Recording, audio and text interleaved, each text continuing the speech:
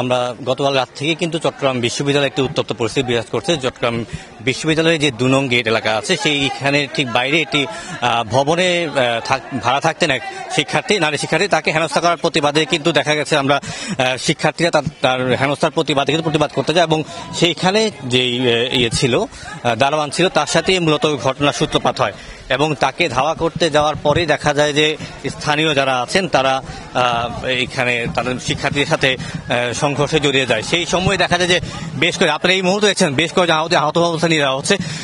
রাতের পর কিন্তু ঘটনা কিছুটা উত্তপ্ত কমলেও দুপুরের পর 12টার পর থেকে আবার সেই উত্তপ্ত দেখাতে থাকে এবং ক্ষণে ক্ষণে কিন্তু কিছুক্ষণ পরপর তাদের সেই সংঘর্ষ ঘটছে। চট্টগ্রাম বিশ্ববিদ্যালয়ের শিক্ষার্থীদের সাথে স্থানীয় জোবরা গ্রামে যারা আছেন তাদের সংঘর্ষে কিন্তু ঘটনা ঘটছে এবং এই মুহূর্তে গতকালকেও আমরা জেনেছি যে 50 থেকে 60 জন আহত হয়, যাদের মধ্যে 20 থেকে 30 জনকে কিন্তু চট্টগ্রাম মেডিকেল কলেজ হাসপাতালে পাঠানো হয় এবং সকালে আমরা এখানে 3 জনকে দেখতে পাই, বাকিদেরকে কিন্তু রিলিজ দেওয়া হয়। কিন্তু আজকে দুপুরের পর থেকে কিন্তু আবার সেই সংঘর্ষ শুরু হয় এবং দফায় দফায় সংঘর্ষ করছে। গণমাধ্যম কর্মী থেকে শুরু করে বিশ্ববিদ্যালয়ের প্রশাসনের সহকারী প্রক্টর এবং প্রভিসি পর্যন্ত এই ঘটনায় আহত হয়েছে।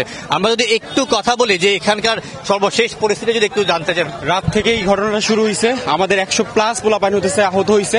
আর দেখেন আমার হাতে ব্লাড লেগে আছে, মানে যে যাইতেছে ব্লাড নিয়ে ফিরতেছে আলটিমেটলি। সো খুবই অবস্থা খুব ভয়াবহ। প্রশাসনের কোনো নাই, সেনাবাহিনী রাত আসছে একদম ঘটনা মানে স্থির হওয়ার পরে আসছে। তো ওনারা কি করতেছে, দেশের প্রশাসন কি করতেছে আমরা আসলে কিছু বুঝতে জানি, কিন্তু আমরা আমাদের সহপাঠী আমাদের বন্ধু বান্ধব সবাই হারাইতেছে।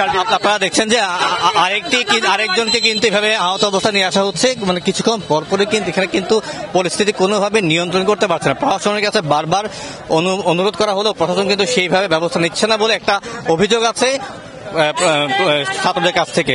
এছাড়াও যে গ্রামবাসী স্থানীয় গ্রামবাসী যারা আছে তারাও কিন্তু বলছে যে ছাত্রদের পক্ষ থেকেও কিন্তু ভাঙচুর করা হয়েছে, এরকম একটা অভিযোগ বলছে।